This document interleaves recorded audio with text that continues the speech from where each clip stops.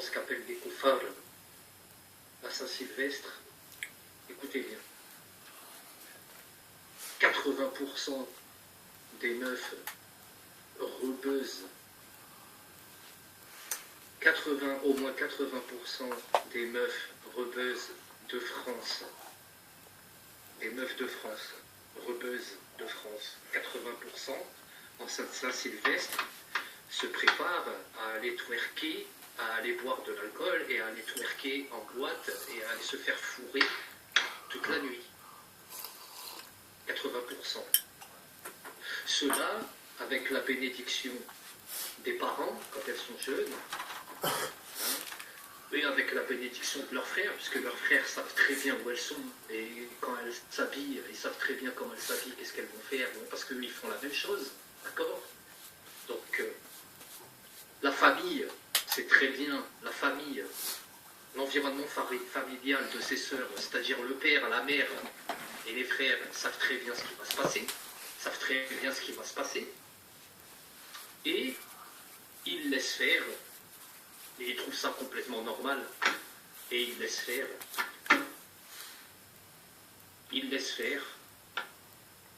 Et après, on vient nous chercher, on vient nous dire les Renois, pas les Renois. Et après, on vient nous dire les Renois, pas les Renois. Mais qu'est-ce qu'il a dit, Allah? Et les maris aussi, maintenant. C'est vrai, les maris aussi maintenant, encore pire. Et après, on vient nous ramener les Renois. Oui, mais c'est les Renois. Ben attends, je suis désolé. Si toi, tu laisses ce que... Mes amis, salam alaikum wa rahmatullah wa barakatuh. Petite vidéo, vérité. Et ça va déplaire comme ça va plaire. Parce que bien sûr, chacun doit assumer ses responsabilités. Alors, on va revenir sur quelque chose de très très intéressant.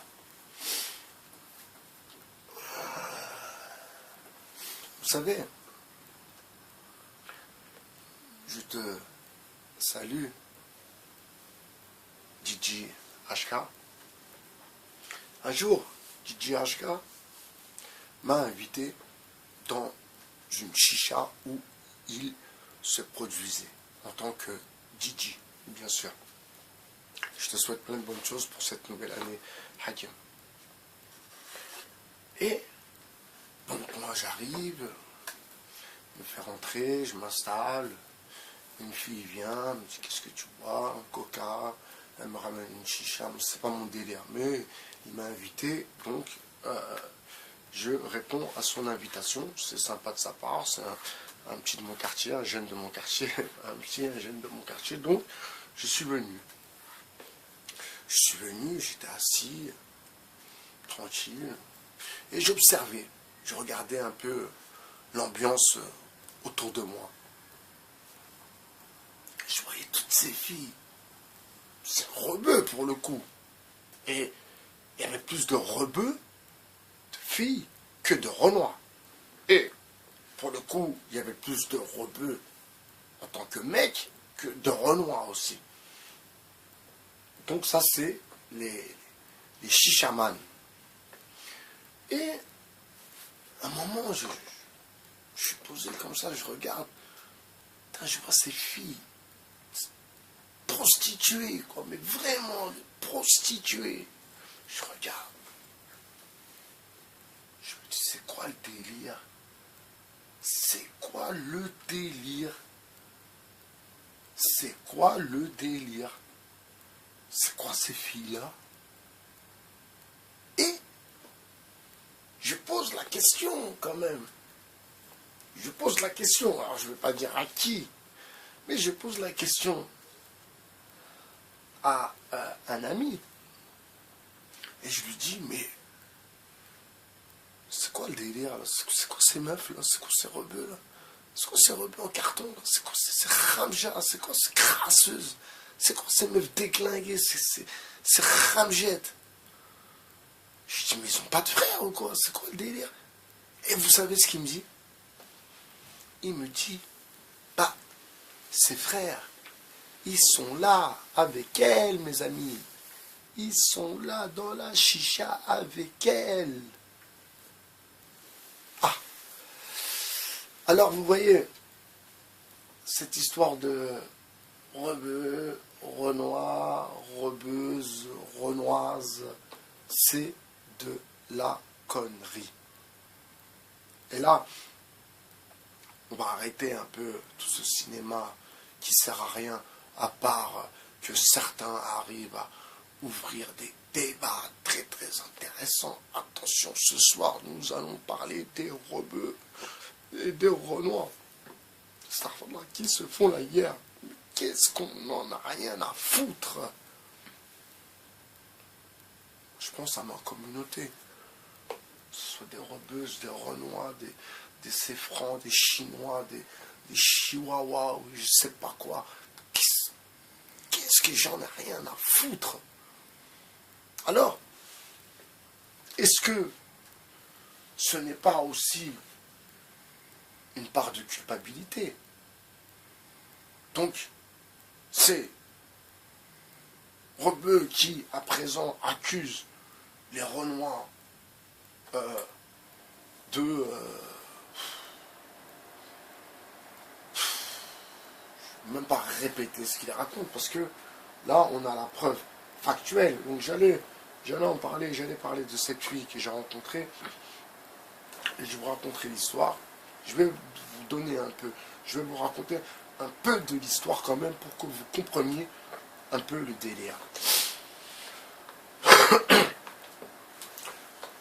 J'étais avec un ami à moi, et on est sorti boire un verre, un samedi soir, dans un petit bar qui fait un peu after, machin, bidule chouette. Donc, avant de sortir en boîte, je sors jamais en boîte, hein, mais des fois, bon, comme j'allais le voir, bon, il me traînait par les cheveux, vas-y, viens. Donc, bon, par dépit, bon, il m'est arrivé d'y aller 3 à 4 fois. Mais je trouve ça vraiment pathétique. Alors, dans ce bar, il y avait une petite scène où les gens dansaient, une petite estrade où les gens dansaient. Et là, il y avait une rebeu qui dansait. Mais vous savez quoi? Plus aguicheuse, plus dépravée, plus... perso, dans la soirée, il n'y en avait pas, déjà, des meufs plus aguicheuses et plus dépravées qu'elle, il n'y en avait pas. La seule qu'il y avait, bien c'était une rebeu. Donc à danser avec une robe courte, et à danser avec les gestes, les mouvements. Alors moi, mon pote, il était en sang sur elle. Ce genre de meuf que je ne calcule pas du tout. Mais, écoutez la suite de l'histoire. On sort, un moment, fumer une cigarette derrière. Donc, derrière ce bar, il y a une terrasse où les gens peuvent aller fumer. Donc, on sort, moi et mon pote, et on commence à fumer une clope, on commence à discuter. Hop. Et cette rebeu, qui avait une copine Renoir aussi, mais qui dansait pas sur le dance floor comme une prostituée, elle s'installe pas très loin de nous. Bon, moi je reste avec mon pote, on discute, et à un moment, c'est elle, les filles, qui commencent à venir un peu vers nous. On commence à discuter, patati, patata, hop, et moi, je sens que c'est le moment de lui dire les choses. Parce qu'apparemment, chez elle-même, on ne lui dit pas les choses. Alors ce qu'elle me raconte est d'une tristesse maladive. Donc elle ne parle pas arabe, pourtant elle a ses 2 parents. Elle ne connaît pas le bled, il n'y a jamais été. Pourtant, elle a ses 2 parents. Elle ne parle pas l'arabe, elle ne connaît pas le bled. Son père vient la chercher quand elle va en boîte et qu'elle est un peu trop éméchée. Eh bien, c'est son père qui vient la chercher à la sortie de la boîte pour les ramener, elle et sa copine et ses copines, à la maison. Donc, vous voyez que cette histoire de Rebeu de Renoir, c'est des trucs qui ne tiennent pas la route. Si en face de vous, vous avez affaire à une fille qui a l'air fragile, qui se laisse aller, qui... pour les jeunes de maintenant qui ont la dalle, ils vont sauter sur le morceau. On va se raconter d'histoire quand même. Donc, il faut assumer sa part de responsabilité. Et comme Malik l'explique bien, il y a des filles qui sont totalement délaissées par leurs frères, par leurs parents, et que, ma foi, leurs filles s'éclatent, boivent de l'alcool et sortent en boîte de nuit, c'est aussi c'est aussi un signe d'intégration. Malheureusement, voilà où nous en sommes. Donc, cette jeune fille, je parle avec elle, j'essaye un peu de déjà lui faire comprendre que moi je n'étais pas du tout intéressé par sa plastique, ni par son intelligence, excusez-moi du peu, et j'étais plutôt intéressé par lui mettre un peu du plomb dans la cervelle et la réveiller et lui faire un peu comprendre les choses. Alors, quand j'en suis arrivé à discuter un peu de son papa, de comment l'éducation a peut-être été un peu, pas dire ratée, mais a été un peu, voilà, les valeurs religieuses, les valeurs, anciennes valeurs, donc la vieille école, il y en a qui n'adhèrent plus à ce logiciel. Et pourquoi? Et pourquoi? Parce que n'oubliez pas que cette société veut, soi-disant, rendre la place aux femmes. Donc on est dans une société, nous sommes dans des sociétés qui se féminisent. Vous comprenez? Donc, le féministe qui renvoie à ces jeunes filles que, à présent, vous avez le droit d'aller twerker, d'aller danser, de boire de l'alcool et d'aller dans les afters. Ok? Donc, cette société qui renvoie aussi aux parents, donc cette image festive de la diversité, et que une diversité intégrée doit être une diversité qui sort, qui va en boîte, qui boit de l'alcool et qui danse sur une estrade comme une prostituée. Vous comprenez? Donc, Malik relève très très bien cette information qui vient faire tomber tout de suite. Je vais poster ce live de Malik, je vais poster cette vidéo le temps qu'elle télécharge, et vous allez écouter les deux, et vous allez comprendre pourquoi cette histoire, dans le fond, de Rebeu et Renoir est totalement bidon. C'est un truc bidon. C'est des phénomènes de société. Ensuite, si les frères, et là pour le coup, c'est pas moi qui le dis, parce que j'irai pas parce que comme je ne suis pas maghrébin, je ne suis pas un rebeu, donc j'irai pas tenir des propos tels que Malik, qui est un rebeu, qui assume sa rebusitance, sa maghrébitude, et qui dit que, bah oui, il y a des frères en islam, qui rencontre son frère, salam alaikum, ça va, la famille, tu vas bien, et après il appelle sa soeur, et puis il va la déglinguer à l'hôtel. Bon, d'accord, on y est, enfin.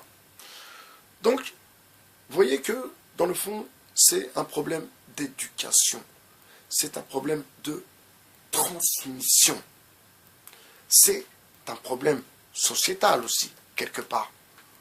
Parce que, si on néglige la transmission de la religion, si on néglige la transmission du respect, du savoir-vivre et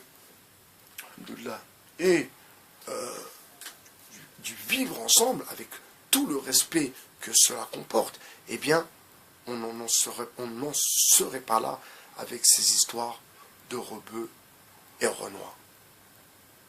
Alors, je vais aussi terminer cette vidéo avec un petit message très, très, très important. Vous savez, beaucoup de filles maghrébines se mettent pas avec des rebeux, préfèrent les renois, et c'est pas une histoire de swagance, ou de black swag, ou bien de je sais quelle connerie. Non, c'est que elles ont grandi déjà dans une famille, pour certaines, qui les a un peu serrées, avec des grands frères qui les a aussi serrées.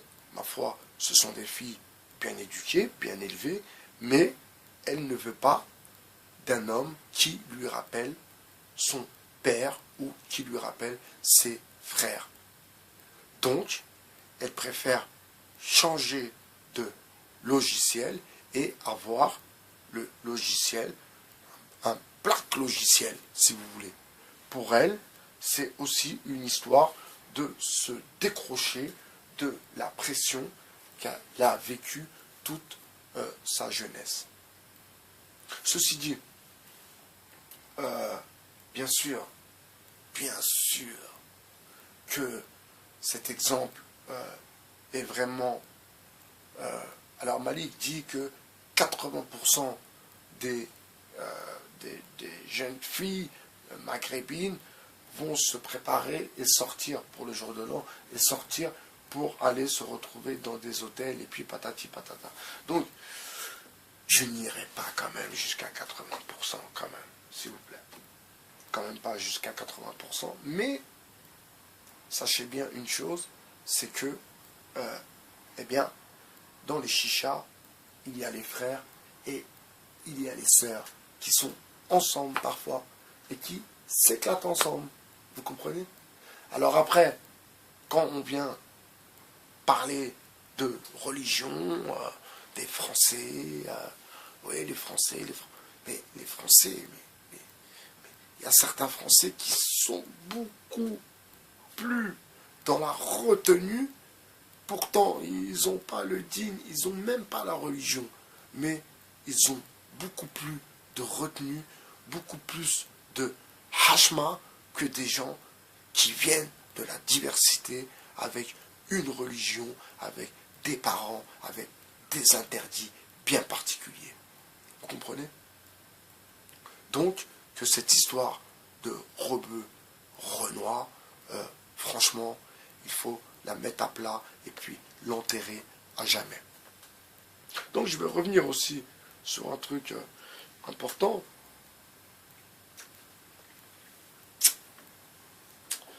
Arrêtez de monter ça en épingle. Rebeu, renois, parce que ça commence, vous savez, ça commence à sentir aussi un peu la manipulation. Ça commence à sentir un peu, vous savez, une odeur de gilet jaune un peu. Une odeur LDNA, voyez, une odeur un peu nauséabonde.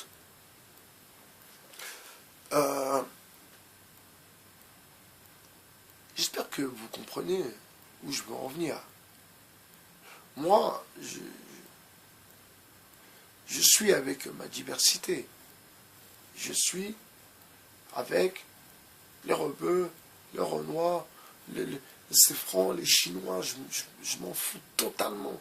Je respecte les religions, toutes les religions. Mais il faut arrêter de prendre les uns pour taper sur les autres ou de prendre les autres pour taper sur les uns. Vous savez pourquoi? Parce que c'est pas constructif. C'est surtout, en vérité, c'est surtout destructeur. Vous comprenez? Donc, je vous invite à écouter. Soi-disant, ils disent la femme, c'est notre joyau. Cette vidéo. Donc, c'est Malik Likmadz, L-I-K-M-A-T-Z, Malik Likmadz, et c'est live court. Et je crois qu'on avait déjà échangé ensemble quand j'avais fait la vidéo sur Monsieur M. Et je crois qu'on avait échangé, ou sinon Malik fait partie de ceux qui soutiennent Monsieur M. Et moi personnellement, c'est pas que je soutiens pas Monsieur M. Je suis totalement en accord avec Monsieur M. Monsieur Mekmati, je suis en accord totalement avec lui, sauf que parfois il se place d'une façon où forcément je n'ai pas la même place que lui. Et vous savez pourquoi? C'est aussi simple que ça. Parce que je ne suis pas un maghrébin, mes amis. Vous comprenez?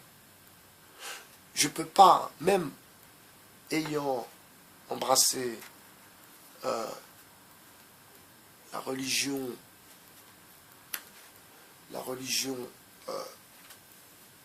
musulmane, je ne peux pas me mettre à la place d'un maghrébin. C'est pas possible, c'est impossible. C'est-à-dire, à sa place, mais vraiment, ce qu'il peut ressentir, ce qu'il peut, ce qu'il peut ressentir, ce qu'il peut sentir, je ne peux pas me mettre à sa place. Par contre, je peux essayer de le comprendre. Et surtout, je veux bien essayer de l'entendre. La preuve, j'écoute des choses pour voir un peu, eh bien, mes déductions. Est-ce que mes déductions tiennent la route? Est-ce que ce que j'ai vécu avec cette jeune fille était un cas particulier, ou bien est-ce que c'était un cas parmi tant d'autres? Eh bien, je viens de comprendre que c'est un cas parmi tant d'autres. Il y a beaucoup de rebeux, et là, pour le coup, il faut arrêter. Excusez-moi, rebeux, renois. Moi, je suis la diversité, et je suis obligé de vous l'expliquer ainsi. Et pourquoi? Parce que les deux femmes avec qui j'ai des enfants sont des femmes qui sont algériennes. Donc, forcément, mes enfants ont aussi leur maghrébitude, et je valide et je kiffe mes enfants. Donc, eux et leur maghrébitude, je n'ai aucun problème avec ça. Et, bien sûr, que le truc le plus visuel, ce sont leurs couleurs, mes amis. Car mes enfants ne sont pas suédois. Mes enfants ne ressemblent pas à des Suédois. Mes enfants sont métis. Mes enfants sont beaux. Mes enfants sont intelligents. Mes enfants je les aime très fort, comme j'aime ma diversité. C'était Bye BHR sur le 2.0. À plus tard dans l'autocar. Ciao.